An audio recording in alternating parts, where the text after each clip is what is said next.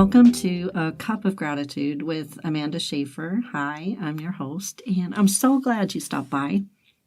This podcast is really for anyone, anywhere, anytime.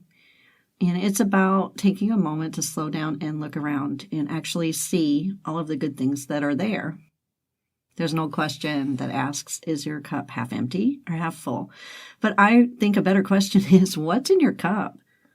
I mean, a drop of gratitude will benefit your life unimaginably more than a full cup of anything else. So let's settle in and take a look at how we can shift our focus and embrace the joy and the wonder of the life that we have. And once you start, you won't be able to stop seeing the good. And just like me, you won't be able to stop talking about it. And somehow that creates even more. Even in the midst of difficulty, even when it's really hard. Learn how to drink from a cup of gratitude. Welcome. Today I'm speaking with Tracy Harper, who is a Christian author and speaker with more than 20 years of experience mentoring young adults through campus ministry. Her journey from the East Coast to Hawaii has taken her across the country and into countless conversations with young women wrestling with faith, identity, and emotional overwhelm. She holds a degree in secondary education, English from Towson University, and completed Cruz Institute of Biblical Studies. Now based in Maryland with her husband and 3 teen daughters, Tracy enjoys life by the water, a good book, and a great cup of coffee. And through her writing and speaking, she helps women let go of approval, achievement, and appearance-based worth so they can rest secure in who God says they are and be led by him. And also your newest book, we follow each other and we've become friends, just got nominated as a finalist for the Selah Award. So congratulations on that. Welcome, Tracy. Thanks for joining us today. Thank you for introducing me. I'm happy to be here. I'm happy to have you here. Now, for those of you who listen, Tracy was on kind of a shorter special episode that I had where I was introducing some speakers from the Prudent Woman Retreat. So you've already heard a little bit about her life, but I found it such an interesting story and a great one to share that I asked her back on so we could take a little more in depth like we normally do. We always start in the beginning in our childhood and work our way up to what we're doing now. And I found that this is just the most amazing way of doing it. I'm so grateful that God gave me this plan 5 years ago, because when we do this, we start to see that in every unique story that God is always the same. He is faithful, he is trustworthy, and he is good. And so it's been a surprise part of my ministry with this podcast that people listen because our stories are so interesting, and they listen, but they don't always go to church, they don't always read the Bible. And I've been contacted and told, hey, I noticed this person really loved God, this person never heard of God, this person actually seemed like they were angry at God, but I noticed in every story God is the same. So I've had countless opportunities because of kind of creating this timeline each time for God's character to shine, to talk to people who didn't even know they were seeking. And it's been just such a wonderful part of the ministry God's given me. I am so excited to hear a little bit more about Tracy's story. So, Tracy, with all of this in mind, would you be willing to tell us just a little bit about your childhood? Sure, I'd love to. I think that's what makes your podcast really unique is that we get to start at childhood. A lot Mm, of times podcast conversations just zoom in on maybe one particular aspect of their lives.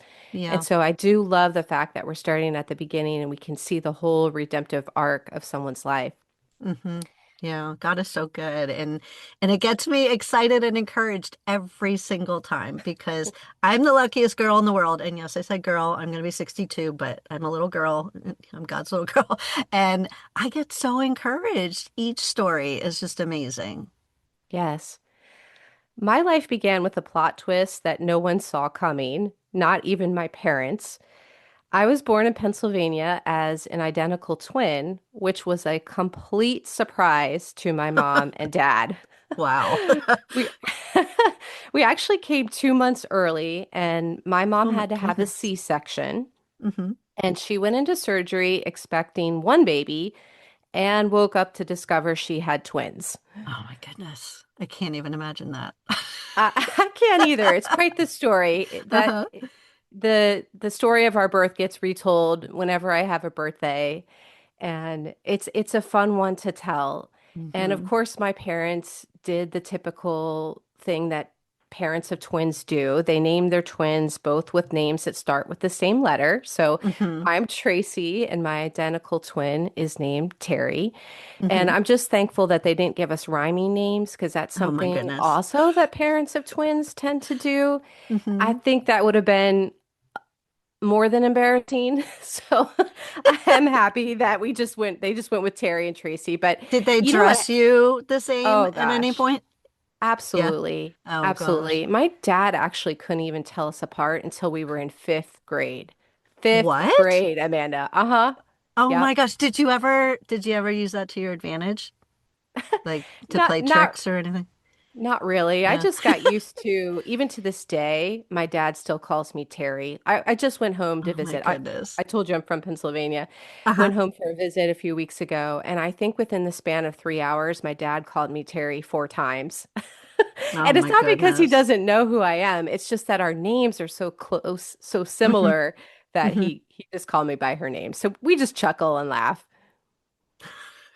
It's such a shame. But I'll How do tell you you, how do you go think ahead.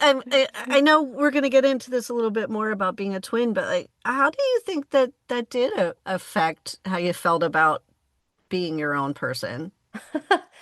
Well, having a twin is both wonderful and complicated. Hmm. I had a built-in best friend. I know that's not the case for all twins, but it was for my twin and me. Hmm. And it's wonderful because you have that very close relationship from the very beginning, but Hmm. you share a lot of things. You share the same birthday, same family, same Hmm. starting line. And so comparison isn't subtle.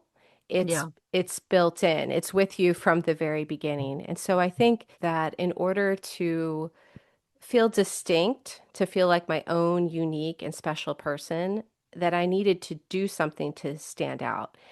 And so I was constantly comparing myself to my twin and trying to figure out what are the ways that I can to what are the things that I can do Hmm. just to make myself be unique.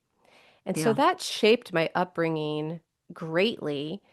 And I think I think people understand this. If you have a sibling that you tend to compare yourself to, or maybe you Hmm. have a close friend, it could be someone from church. Even as you grow older, it could become a coworker.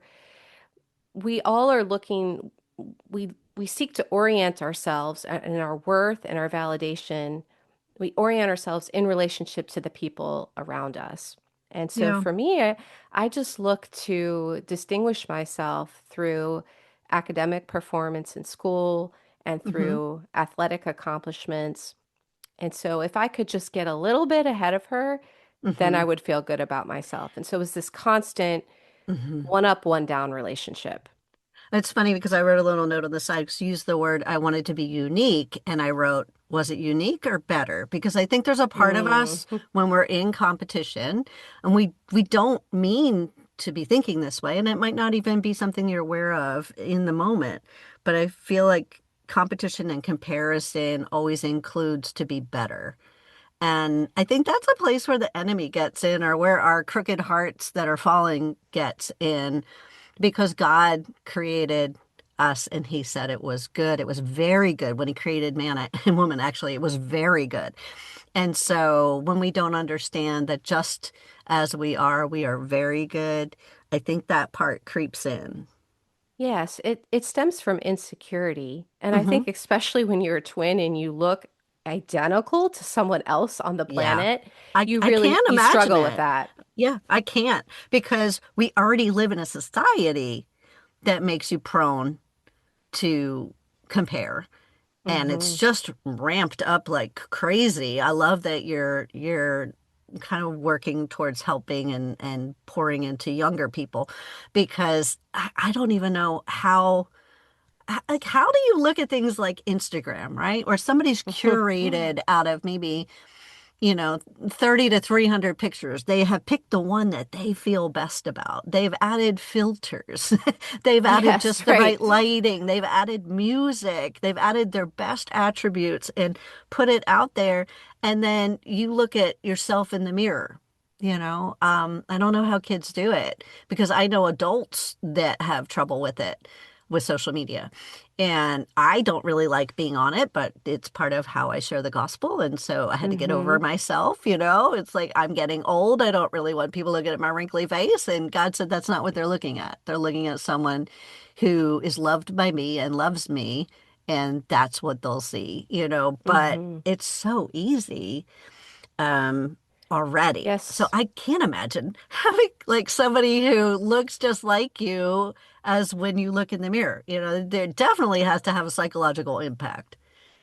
Yes, I grew up getting ready. We shared a bedroom, we shared a bathroom, and so every Uh-huh. morning I stood in the bathroom getting ready with her, and I'm looking in the mirror, I'm looking at her, I'm looking at Mm-hmm. me.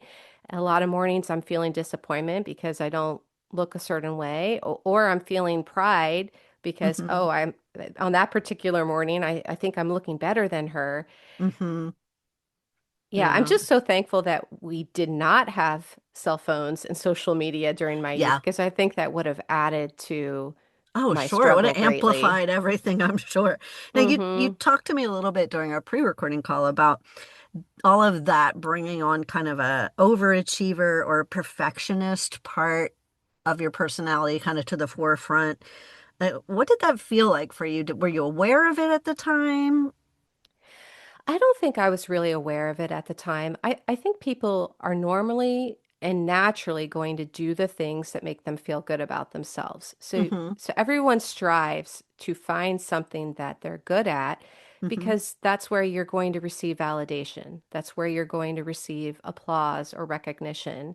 Mm-hmm. And so, God had blessed me with some talents and some gifts. And so I was a great student and I was a great athlete. And I wanted people's approval of me.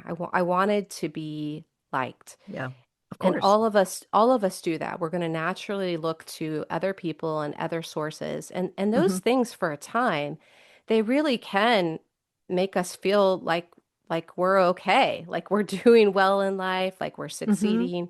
And it Mm-hmm. wasn't until later in life that I Yeah. realized those things are temporary. They can only go so far and Yeah. really, I would say, and really contributing to letting you know that you're significant and that you Mm-hmm. matter. I didn't know at the time, even though I was growing up in a Christian family. I haven't said that yet.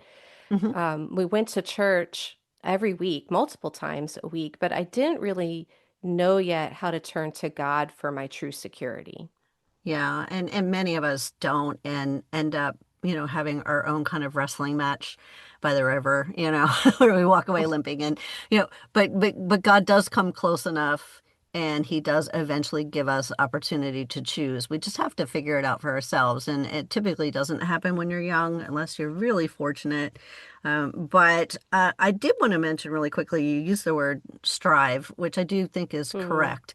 And I just wrote on the side of my page, I'm always in here writing little things as I'm listening with God. And I wrote down, be still and know that I am God. And in some versions, be still is actually translated as stop striving. Hmm. I love that. Yeah, and I think Hmm. that's again, it's something that we don't typically get a hold of when we're younger. But when you do get a hold of that and you understand that knowing who God is kind of puts everything in the right perspective, and then you get to be his child and you get to just be in that identity. My dad is going to be 96 in August. And he loves the Lord. I think he grew up in a more legalistic um, kind of church, but over the years, he's gotten a little bit of a deeper relationship. And after my mom passed away, I really seen God get a hold of his heart in a new way. And I heard him praying, and I just had to interrupt because it was one of those, "Thus thou, Lord." And I'm like, oh my goodness, Dad. You are God's kid. You're God's child. I said, can you just try something for like the next week? You don't have to do it in front of anyone. Just do it when you pray. I said, you're no longer, the father, the husband, the boss, you're just God's kid. Mm-hmm. Can you just use like younger words and call him dad or daddy or whatever, feels right to you? And not thus thou, yes, those are correct, but just talk to him, like maybe use the words that maybe like an 8-year-old would use.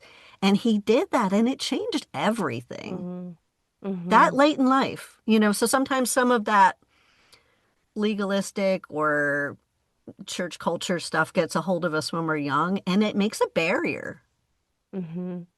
Yeah, I actually experienced, I think, the opposite because I found more freedom when I actually started attending the youth group of my Hmm. church, when it Hmm. was open to 7th through 12th graders.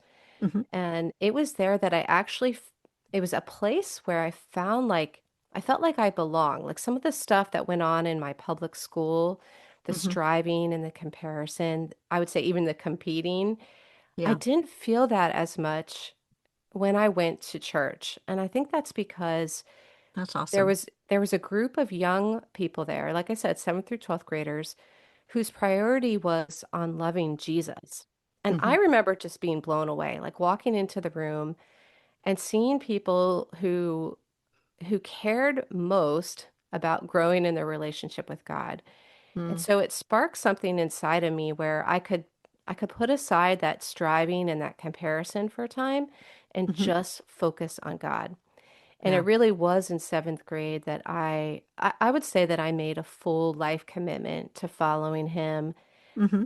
And I found that as I understood the gospel message, the salvation message better, I Hmm. realized that I belonged, that my worth wasn't tied to anything that I did or Yeah. what other people thought about me. It was tied to what Jesus had already done for me, and it was tied Amen. to what God Yeah. said about me. And so this was really the beginning of my journey, Hmm. what I call the search for validation, and all of Hmm. us are going through it. And so Yeah. I experienced God in new ways then, but it was just the beginning. And as we go through our conversation today, Hmm. we'll see how that played out because it was like scratching the surface of something that God really wanted to go Yeah. deeper with. Yeah. I mean, there's layers and layers of things, and he is so good that he doesn't just rip them all off at once, right? He knows which one needs to get attention when you come to him and you say, okay, what do we want to look at today, God? Search my heart. And he does, and he's such a good father, and he helps us work through layer by layer. And some of us didn't come to Christ until later in life. I'm one of those people. And so I have way more years without him than with him. Mhm. And he's just so patient and kind. And I know what needs to be worked on, but I don't know the correct order. And he does. And I've just been able to see in my own life how gently and kindly and lovingly he helps me walk through healing. Yes, God is patient and he knows that we don't experience total transformation Hmm. overnight. It Hmm. takes time. Yeah. You Grace had told plus me, truth over time. yes, yes. You had told me that, before you made that move and got to know those kids, that you had a lot of anxiety. You had these kind of mysterious stomach aches. You had gone to a GI doctor, and really, I don't know that anyone, probably especially you, recognized it as anxiety at the time. Is that Hmm. what you were dealing with? I absolutely think so. You asked me about my childhood earlier, and I mentioned my twin because that's a big piece of my life. But I Hmm. also do have a brother who's 5 years younger than Hmm. me. And so it's a family of five. And Hmm. my dad had accepted a new job in education. Both my Hmm. parents were educators. And so his new job required that we move right before 7th grade. Hmm. And so I had to start all over again, find a new friend group. So I'm leaving behind my old friends. I'm moving to a new school. And I was feeling super anxious, although I didn't realize it was anxiety. Hmm. And just to give you a little bit of a window into what my life was like at that time, perms were in. Have you ever? I think you have curly hair naturally. Is that right, I Amanda? do. I do. I Okay, yeah. just, yeah. Well, I don't. And so perms were in. And Oh my so goodness. I have to tell you about this. This is so funny. just before this, I had gone to get a perm, and I'm not Hmm. sure how it was decided, but it was decided that the hairdresser would just perm the top of my head and leave the rest straight. My So I goodness. call it my poodle cut. I literally looked like a poodle. It Oh my was goodness. ridiculous. And these photos, they haven't Ah. made it to social media or online yet, and it's my goal to keep it that way. Hmm. But I had this terrible perm, and I had Uh-huh. gotten braces on my teeth, and I was Hmm. so afraid that people were behind their backs whispering and calling me Hmm. Bracy Tracy, although I don't Hmm. think anybody actually ever said that to my face. Hmm. Just again, just worried about all of these things, and I was getting stomach aches. And so my parents took me to a GI doctor because they were concerned about my digestion, and the GI doctor couldn't find anything wrong with me. I didn't Hmm. have parasites. It was just straight up anxiety, but this was during the time when anxiety really wasn't being talked about the way that it is Yeah. today. That's right. That's right. And honestly, I mean, in addition to all of that, it's just human nature. We think people are looking at us and thinking about us way more than they are. They're doing their own, worrying about their own life, That's right. especially at that time. But I am grateful that God stewarded you into this youth group where you kind of found your people. Mm-hmm. And during that time in your life, you told me that you started to really study scripture. And instead of feeling like you weren't enough, you began to understand more and more as you spent time in the Word about your identity in Christ and your need to go deeper with God. So tell me, like, how did that feel? Hmm. Well, I wouldn't have been able to articulate it this way at that Hmm. time, but I now can. I I had been asking others to meet needs that Hmm. only God can. Hmm. I think I said that. I maybe said two cans in there, but only God completely can meet our needs for Yes. identity and for worth and for guidance. Hmm. And so this was just me entering onto that journey. I later wrote a book called From Him, Not Them, and we'll talk about it at some point. But Hmm. that was really the beginning of my journey of that path of Yeah. learning to go to God's word to tell me who Hmm. I am and to tell Hmm. me that I matter, to tell me that I'm significant. Because those are the questions that every person has in their heart that they need That's right. answered. And we Yeah. often end up looking outside of our relationship with God, outside of His Word, to answer Hmm. those questions when we need to be bringing those questions to Him. Absolutely. And some of us never heard the entire gospel, so we didn't even know he was available. Mm-hmm. Thank goodness he pursued me and he met me in a very unique and unusual way. I accepted Christ in my home, not at church. Wasn't going to church at the time. And I was able to move forward from there and I've just had a voracious appetite for his word and his presence Yes, and me worship. And, too. since then, and it has never gotten any less.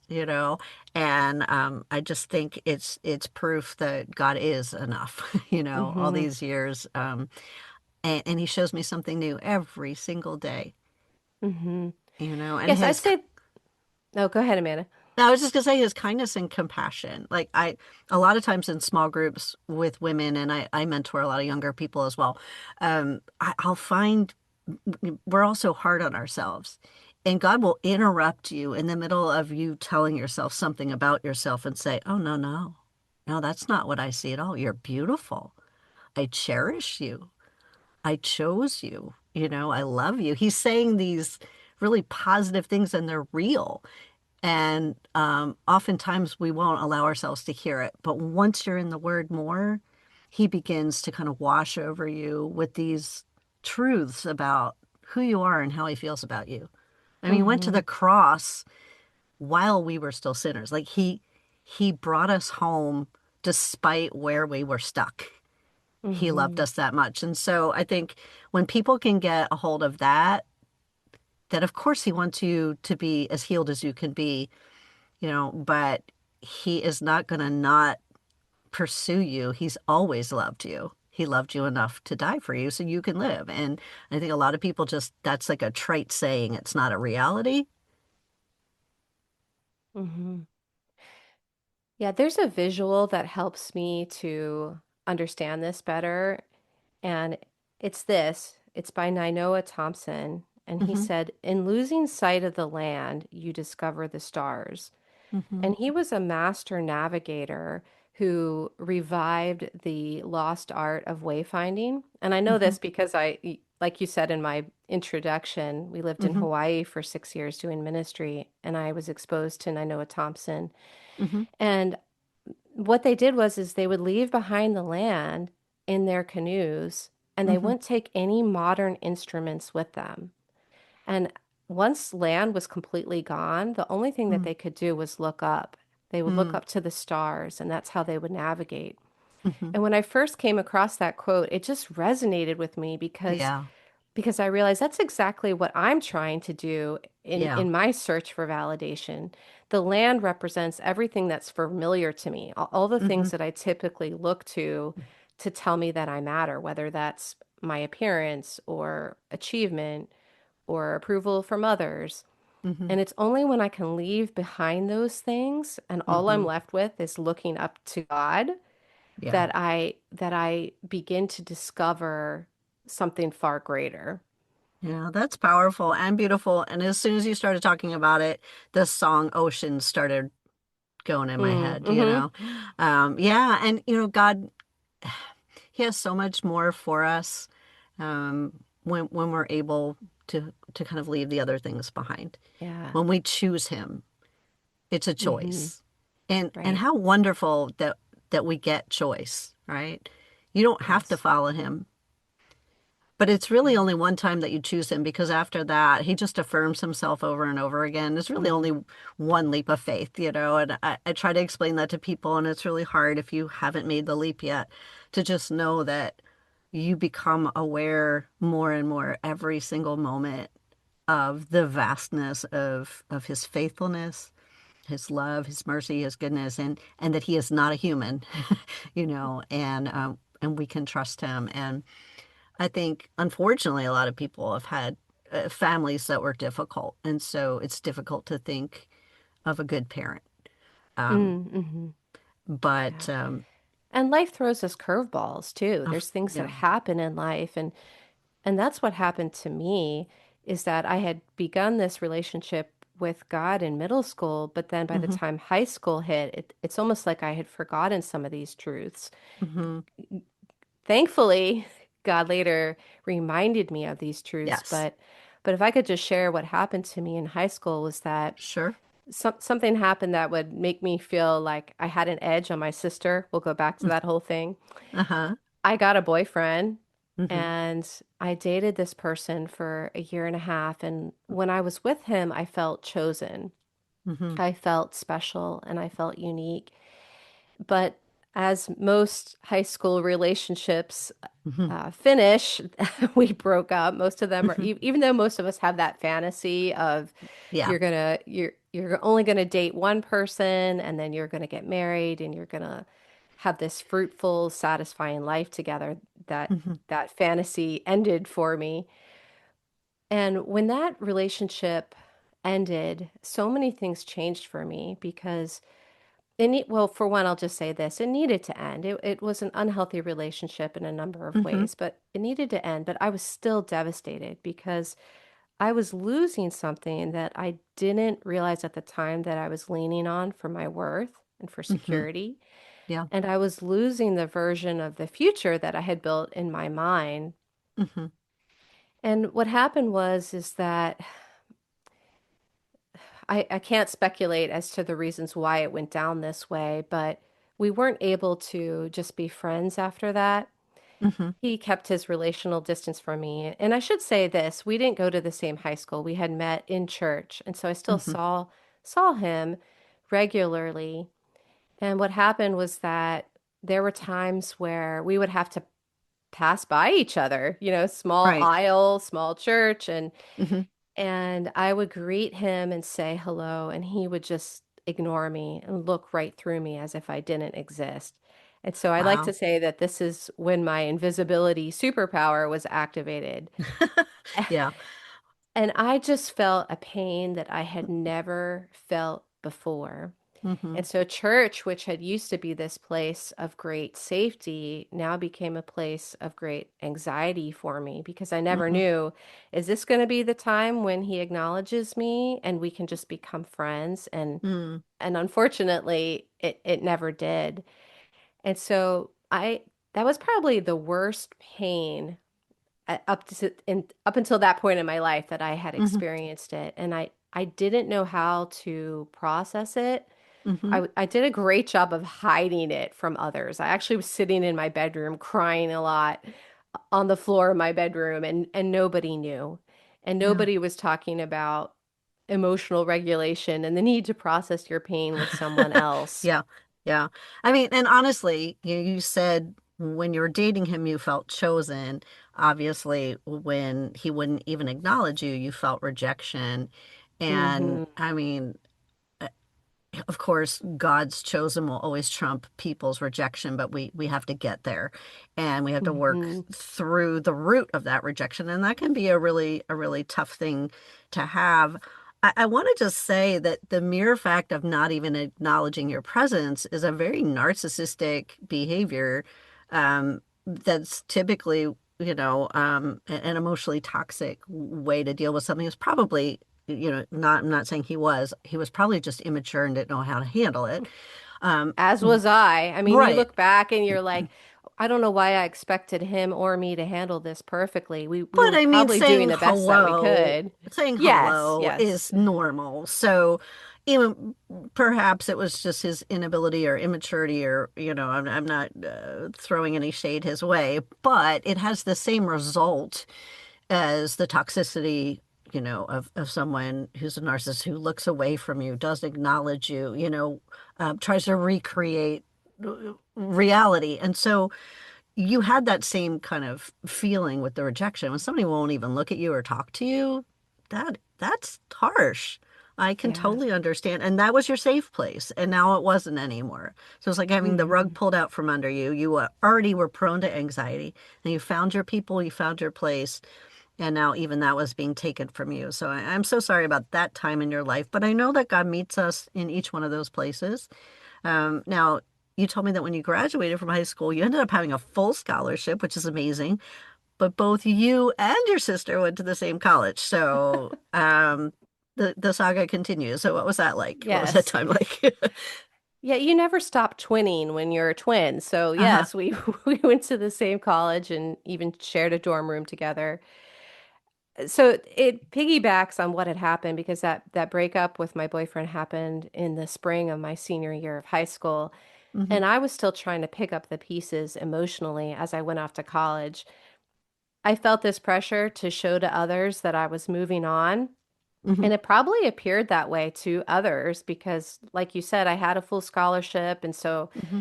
again, it just looks like to other people, like, oh, she's successful. She's high achieving. Look at her. She's going off to college with a full scholarship. Hmm. But inwardly, I was still really struggling. And that's important as we move on with my Hmm. story. But I went to college, went to Towson University in Towson, Maryland, and quickly became involved with the campus ministry there, which was really important to my spiritual growth. I Hmm. would say to anyone who has a young person who's heading off to college, if they're a believer and they are headed to a secular college, it's really important to get involved with a campus ministry on Hmm. campus or a local church so that you can continue to grow in your relationship with God and have other like-minded believers who Hmm. share your values. So I became involved with the campus ministry and quickly made some new friends. And these friends of mine, I love them. They were Christians and they loved Jesus, and it Hmm. just seemed like they had everything going for them. Again, I was doing that comparison thing without even Hmm. realizing that I was doing it. Hmm. And I just started to analyze their lives a little bit and think about, well, what is it that's different about them? What is it Hmm. that they have going on for them that maybe I don't have going on for me? Hmm. And over time, as I began to share meals with some of these girls, I realized that they ate differently from me. They Hmm. had different foods that they ate and they were healthier. I'll just say it. I didn't grow up in the era of the healthy school lunch initiative. Hmm. And I For me, I played sports, and so every day after school, my school had vending machines that had Hmm. full size candy bars in them, and that's what I ate every Awesome. day after school. Yeah. You ever had a score bar or whatchamacallit, Amanda? I have had both of those. Okay. Yes. Those were my I'm go-tos. old enough that in my day, people didn't, you never saw a young person at the gym. Nobody ever worked out unless you were made to run laps for your sport. Like it was not a thing. Now you have like 10-year-olds in there who, are the size of a stick and they're like trying to lose weight because that's what the world tells them. It's crazy. Yeah. It's Yeah. it's so different. Yeah. So I just began to make some changes, and they were good changes initially. It was just Hmm. healthier eating patterns. Sure. I like to tell people I never even had an avocado until I think I was in my 30s. It was really late in life. Right. And so I made some changes, Uh-huh. and I also wanted to start going to the gym on campus because I had Hmm. been an athlete in high school year round. And so now Hmm. that I wasn't playing officially for my school, I still wanted to exercise. It was a form of good stress relief, and I enjoyed it. Hmm. But because of what was happening internally with me, food and exercise became the places.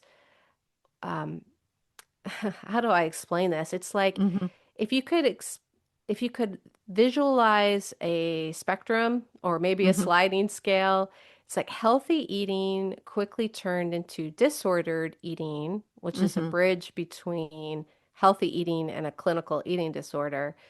And Hmm. then I quickly found myself at the other end of that, all the way into having an eating disorder by the end of my freshman year, Yeah. because eating and exercise became something that I could control.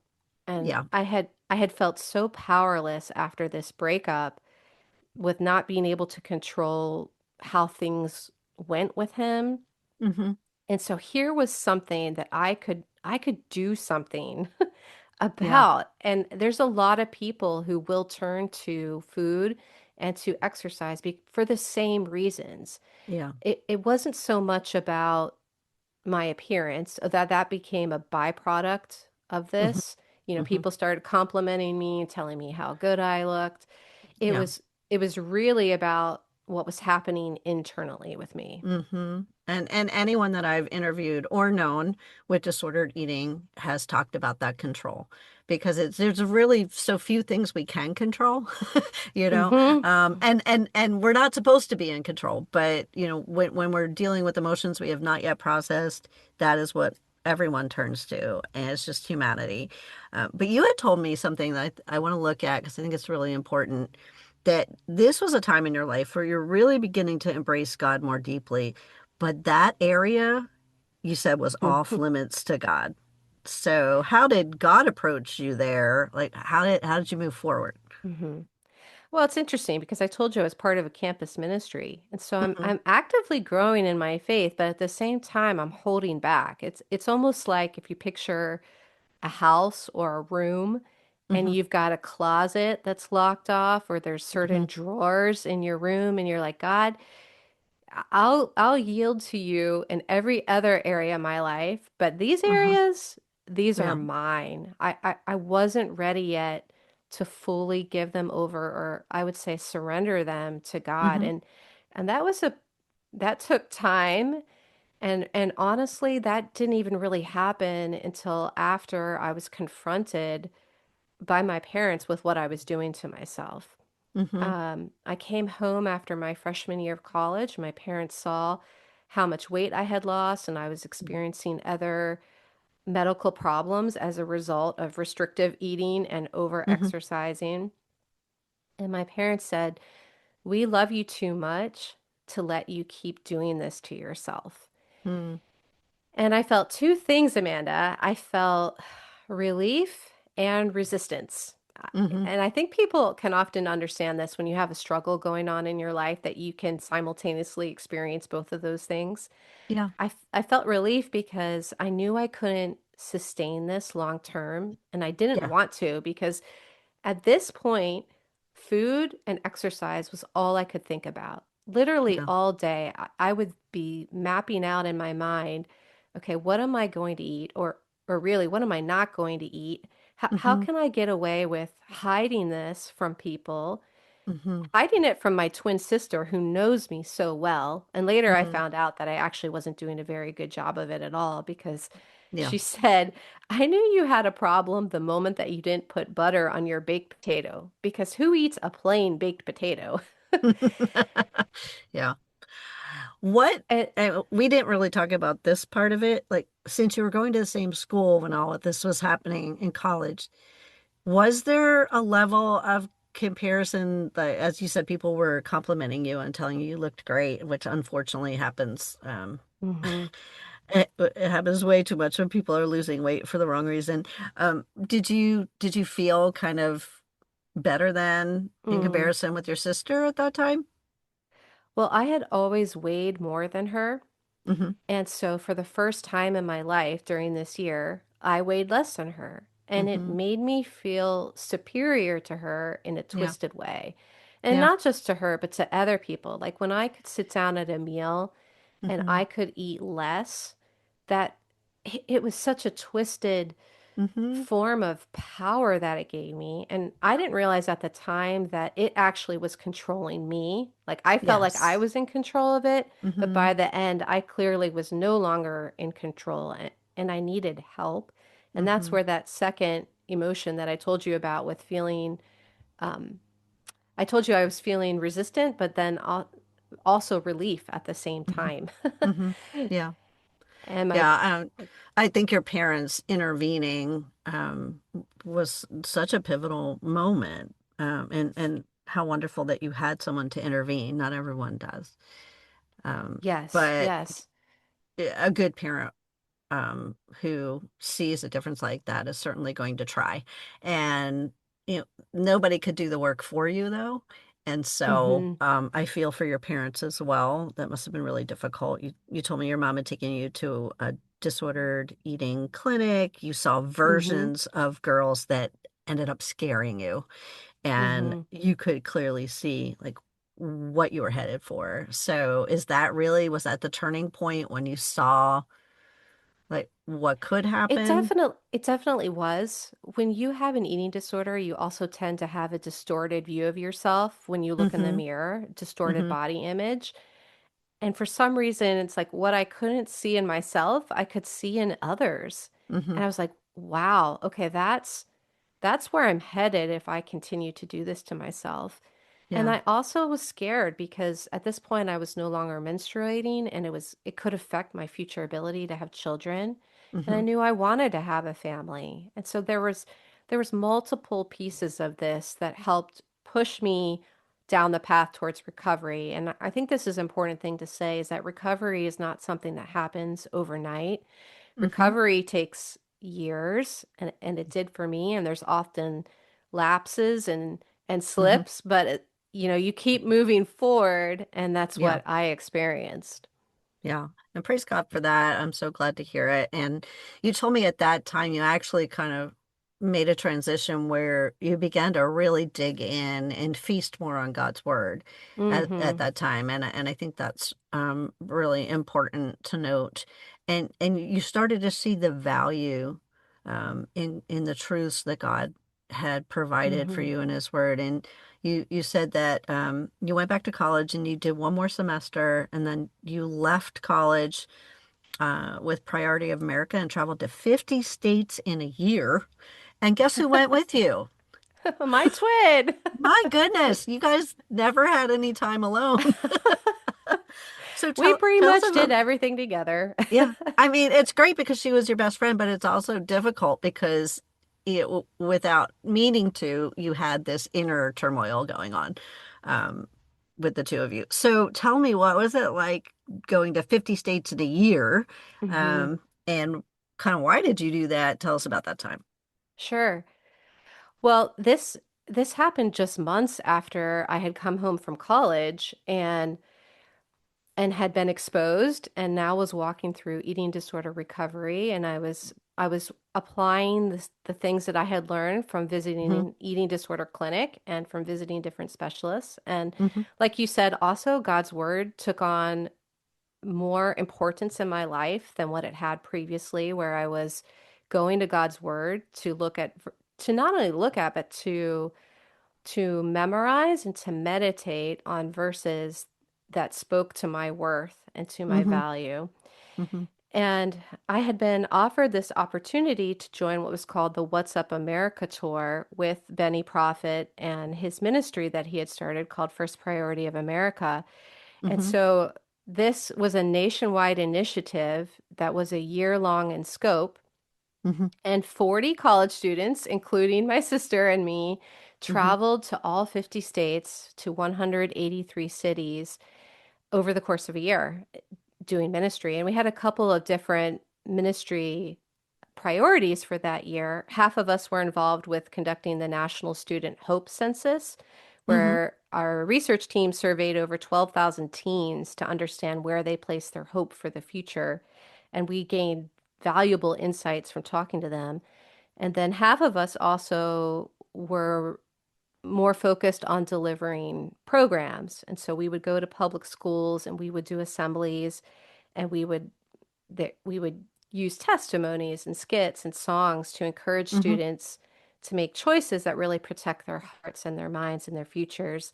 Mm-hmm. And then obviously like when we could go into a church and do a program, we could expand on that message, sharing the gospel message and inviting students into a relationship with Jesus and inviting them into starting prayer and Bible clubs at their schools all across the nation, which is something that First Priority of America had helped me do when I was in high school.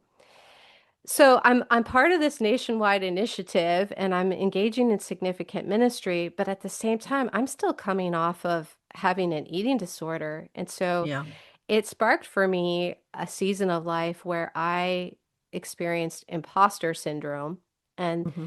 people are using that term in different A ways lot now. now. Yeah.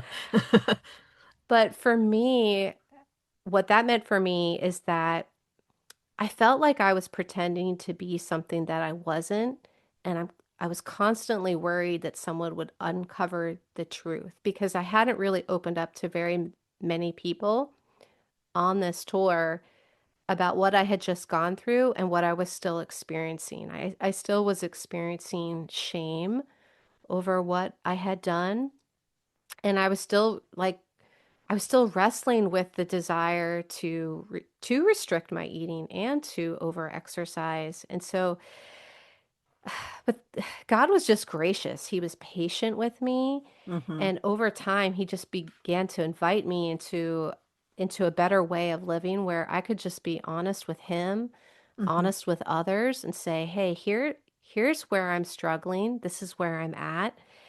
And as I began to do that, I began to experience greater and greater levels of freedom. And Yeah. he wasn't looking for perfection. That was something that I've always been a perfectionist. He Mm-hmm. just was really looking for surrender. And Yeah. as I stopped pretending like I have it all together, which probably others knew that I didn't, but I was determined to make it look like I had it all together, then God could really work in my life. Mm. You told me that you ended up meeting your husband. You guys got married. You gave back to Crew, which both of you had been a part of for all those years, and you did that together on college campuses for like 25 years. You were in Hawaii for 5 years, and I'm consolidating here because we talked about a few things God had on his mind that we did not plan on talking about, but are so good. And so, it, as you worked through this time together in ministry, you did still struggle. We all do that with our own things, but like you said, God is so good, and we talked about before, like He kind of is gentle and kind, does things in layers. Um, you got to the point finally where you told me that in the last 10 years, God has really helped you to break free. It's this Hmm. continual turning over, right, and understanding. Um, you have three teenage girls, and I think it's interesting, that you have three girls, and that at the time that they're teens, um, your oldest was preparing for college, and you started thinking about like, what's the message that I could have used at that time? And that's kind of why we go all the way back here on this podcast, right? But you got to minister to your own kids, and now you minister to kids of that age. And I think it's interesting when we look back with that question, God is giving you a very focused ministry. He's given you years of preparation. He's given you your own story to walk through, your own healing to be able to share. So tell us a little bit about that time and how that led to your book that you just wrote. Hmm. Well, my life is about misplaced dependency because I told you how early on we all start looking to other things or other Hmm. people in Yeah. our search for validation. We're chasing approval. And that misplaced dependency will follow you throughout your life, even into new seasons. And I even thought that when I got married, oh well now my husband is going to be the one to perfectly meet my needs for love and Hmm. affirmation Hmm. and he can't. I mean, That's God right. can help him and he's a gift to me. God can certainly pour love out to me through him, but he can't do it perfectly. Hmm. Nor Yeah. can he do it all the time. Yeah. And so I discovered that even with marriage, even with ministry, and you probably know this, Amanda, because you're in Hmm. ministry, we can even let what we do for God become the thing that Hmm. that tells us that we're significant. And we start falling into that trap of looking at numbers and how many followers do we have and how much of an impact are we having and who's paying attention to what we're doing and those are things that I struggled with too. And then it just was like you said, in the last 10 years, as my girls are approaching the teen years and even approaching college, I'm going, God, what is it that you want to do not only in me but in others? And it became this message of from him, not them, Hmm. that Yeah. we would learn to turn to God to get our core needs met. And so although this book is written for, I would say, older teens, college students, young adult women, Hmm. it's really for all women, for all people, because all of us are on that same journey too. Yeah. Yeah. And honestly, I think I'm very big on intergenerational, as are you, ministry. I think it's really important. I think both generations learn from one another different, very important things. I think as we get older, we forget some of the things the younger people are going through or what they have to offer or the positives of that season. And I think when we're younger we want to be older and we don't understand the things you carry in that season. So as an older person who's young at heart, I think that this would also be really really great to have two generations doing together in small groups. Hmm. Yeah, it's been very impactful when moms can read it with their daughters. And that's Yeah. often what happens first is a mom picks it up because they're like, Hmm. "Oh, I would like my the young woman I care about to have Yeah. this message." And she reads Hmm. it first and then she's struck by, Hmm. wow, I didn't realize how much this would speak to me too. Hmm. Yeah. Yeah. So they read it first and they read it with their daughter, or it's, being used in small groups at churches Hmm. or even at women's retreats or women's events where, Hmm. like you said, the generations can come together and Yeah. be united around this theme. Yeah. And we're all daughters. Like there are no grandchildren of God. Like we're all daughters. So it makes sense. And that's what I found in ministry that, we really we're all daughters. We've just been through different seasons. And so we can benefit from sharing with one another, but we all have that in common. And I would love to do a giveaway of your book the week that your episode airs. So I think we're going to do that. And if you follow me on Instagram, that's where I do the giveaways. If you don't, it'll be in the show notes, but it's a cup of underscore gratitude. And you and I could probably get a cup of coffee and talk for a few more hours. But We in light of could. time, we could, and we'll probably do that off air. I do that with a lot of people that I've gotten to meet along the way. But I do have one more question. I always end every episode with this question. And it's not that we can go back and change anything, but someone listening today could take the wisdom from your answer and apply it to their life today. So if you could go back and give your younger self any advice, what would that be? I would tell her, stop searching for what God has already settled. Hmm. Your worth, your identity, your direction. It's not up for debate, and it's not something that other people get to define. I Hmm. spent so much time asking others to meet needs that only God can meet. And if I could go back, I'd gently point her back to Him sooner. Hmm. That's very good advice. What I do love, though, is I love how God takes the lessons that we learn, sometimes the hard way, and uses them for us to pour back into others. And that's what I see you doing with your life. And I think that's wonderful. And I am just grateful that I got a chance to share more of your story. Thanks for joining us today. Yeah, thank you for having me a second time. It's been fun to do the extended conversation with you. Well, I can't wait for people to hear it. I'm sure it's going to be very impactful. And I hope you have a great day. You too, Amanda. Take care. Thank you. Bye bye. Hey, so I just want to thank you so much for spending your time with me. And I want to challenge you to go out today and to just take notice and to stop and really look around and find at least good thing, one thing to be thankful for. You know, if you do that today, you're going to find so many more things tomorrow without even trying. Because once you start, you begin to see what's always been there. And if you need a refill, you can come join me again for another cup. Make sure to subscribe and have an awesome day and go be grateful.